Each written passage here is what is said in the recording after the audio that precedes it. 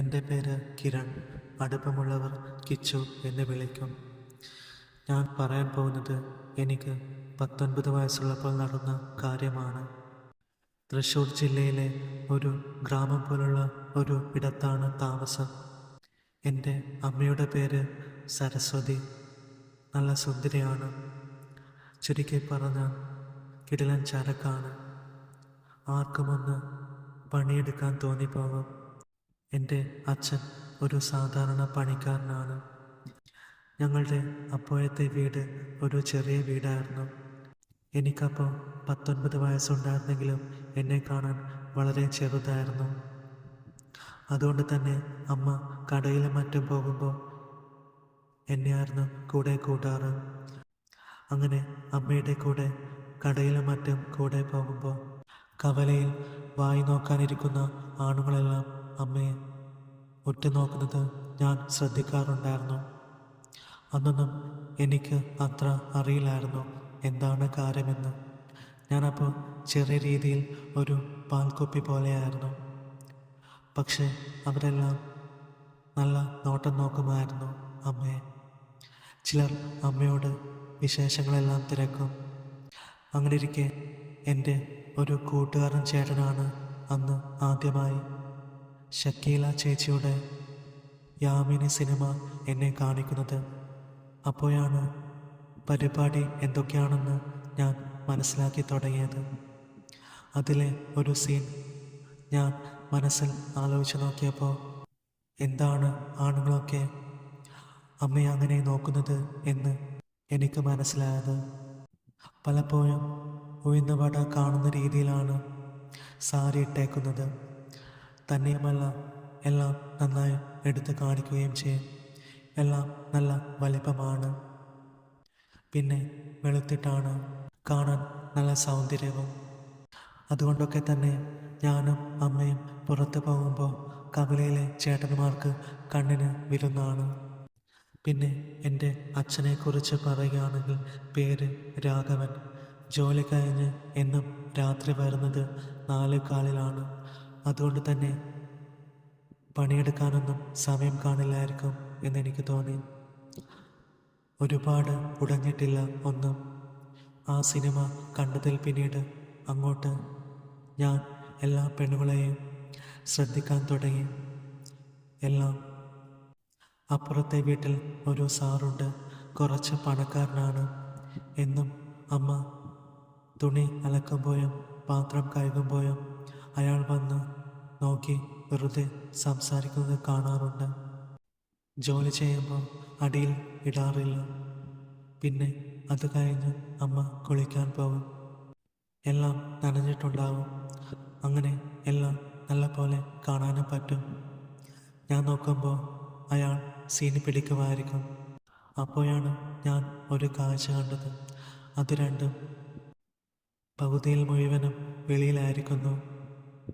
അയാളാണെങ്കിൽ അങ്ങനെ അന്തം വിട്ട പോലെ നോക്കി നിൽപ്പാണ്. എനിക്കും വല്ലാതായി. അങ്ങനെ കുറച്ചു നേരത്തിന് ശേഷം കുളിക്കാൻ പോയപ്പോൾ അയാളും പോയി. അയാളുടെ വീട്ടിൽ നിന്നാണ് വിറകും തേങ്ങയുമൊക്കെ കുറഞ്ഞ വിലയ്ക്ക് ഞങ്ങൾ വാങ്ങുന്നത്. കടയിൽ പോയാൽ കൂടുതൽ വില കൊടുക്കണമായിരുന്നു. അയാളാണെങ്കിൽ അമ്മയോട് പ്രത്യേക താല്പര്യമുള്ളത് കൊണ്ട് വളരെ വില കുറച്ച് തരുമായിരുന്നു. ചിലപ്പോഴൊക്കെ പൈസ പിന്നീട് തന്നാൽ മതി എന്നും പറയാറുണ്ടായിരുന്നു. അങ്ങനെ അന്ന് മുതൽ ഞാൻ എന്നും അമ്മയെ നിരീക്ഷിക്കാൻ തുടങ്ങി. വേറെ ആണുങ്ങളുമായിട്ട് ബന്ധമൊന്നുമില്ല എന്നാണ് എൻ്റെ വിശ്വാസം. എൻ്റെ മുറി സിമൻറ്റ് കൊണ്ട് തേച്ചതല്ല. അപ്പുറത്തെ അമ്മയുടെയും അച്ഛൻ്റെയും മുറിയിലേക്ക് ഞാൻ ഒരു ചെറിയ കുഴി ഇട്ടു. അങ്ങനെ രാത്രിയായി. ഞാൻ എന്തോ സൗണ്ട് കേട്ടു. ഞെട്ടി എണീറ്റു. അപ്പുറത്തെ മുറിയിൽ TV വെച്ചിട്ടുണ്ട്. ഞാൻ പെട്ടെന്ന് ആ കുഴിയിലൂടെ നോക്കി. 4:15 അച്ഛൻ അമ്മയോട് എന്തൊക്കെയോ പതുക്കെ പറഞ്ഞു വിളിക്കുന്നുണ്ട്. എനിക്ക് ഒരുപാടൊന്നും വ്യക്തമായി കേൾക്കാൻ പറ്റിയില്ല, കാണാനും പറ്റിയില്ല. എങ്കിലും ചെറുതായി കാണാമായിരുന്നു. അപ്പോൾ അമ്മ ഇടയ്ക്ക് പറയുന്നത് കേട്ടു, എനിക്ക് ഇതിൻ്റെ മണം ഇഷ്ടമല്ല എന്നൊക്കെ. അവസാനം അച്ഛൻ എന്തൊക്കെയോ കാട്ടിക്കൂട്ടുന്നു.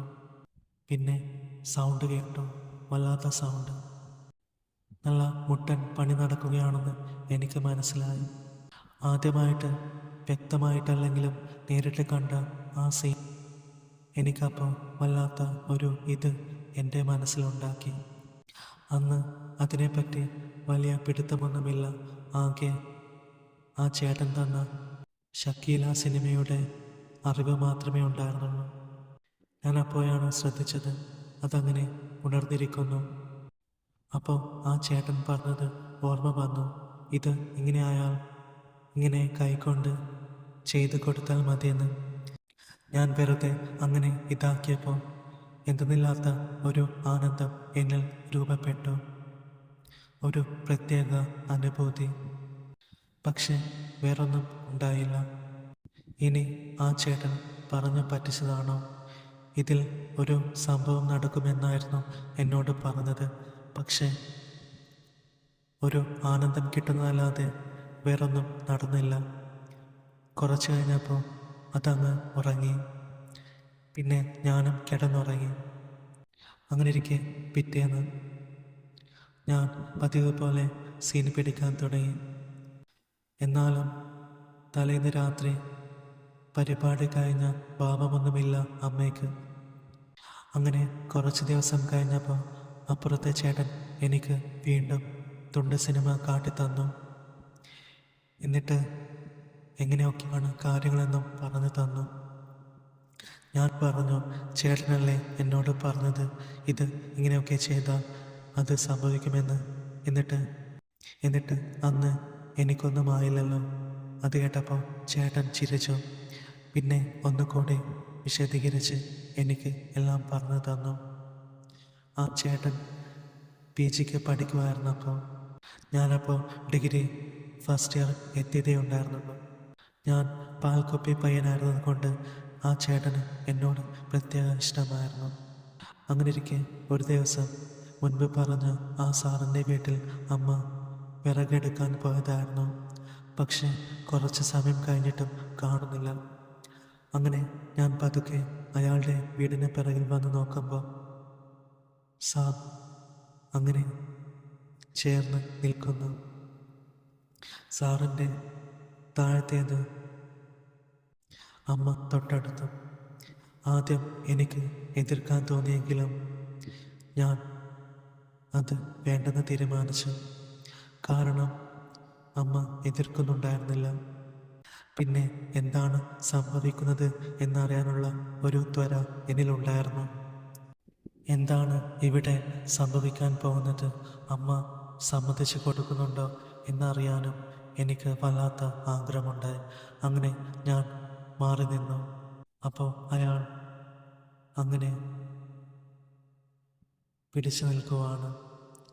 അമ്മ ഹോ എന്ന ശബ്ദം ഉണ്ടാക്കുന്നു. പിന്നെ ആ മുഖത്ത് നാണമാണോ അതോ ദേഷ്യമാണോ എന്നറിയാൻ പറ്റാത്ത വിധമാണ്. പെട്ടെന്ന് അയാളുടെ ആ മാന്ത്രിക വടി പുറത്തെടുത്തു. എന്നിട്ട് അയാൾ പിടിവിട്ടു. അപ്പോൾ അമ്മ അത് അത്ഭുതത്തോടെ നോക്കി നിന്നു. ഇയാൾ ഇത്ര വലിയ മന്ത്രവാദിയായിരുന്നോ എന്ന പോലെ അമ്മ അത്ഭുതത്തോടെ അയാളെയും ആ മാന്ത്രിക വടിയും മാറി മാറി നോക്കി നിന്നു. പിന്നെ ആ മാന്ത്രിക വടിയിൽ നിന്നും ഒരു ശക്തി പുറത്തേക്ക് പ്രവഹിച്ചു. അത് കഴിഞ്ഞപ്പോൾ അയാൾ ഒരു പുഞ്ചിരിയാലെ പിൻവാങ്ങി. അപ്പോൾ അമ്മ വീട്ടിലോട്ടും മടങ്ങി. എല്ലാം ഞാൻ ഒരത്ഭുതത്തോടെ നോക്കിക്കണ്ടു.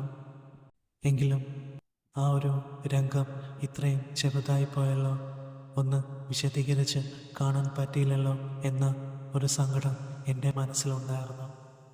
പിന്നെ വേറൊരു കാര്യം എന്താണെന്ന് വെച്ചാൽ അമ്മ വളരെ ആകാംക്ഷയോടെയും താല്പര്യത്തോടെയുമാണ് ആ മാന്ത്രിക വടി നോക്കിയത് എന്ന കാര്യം എനിക്ക് മനസ്സിലായി.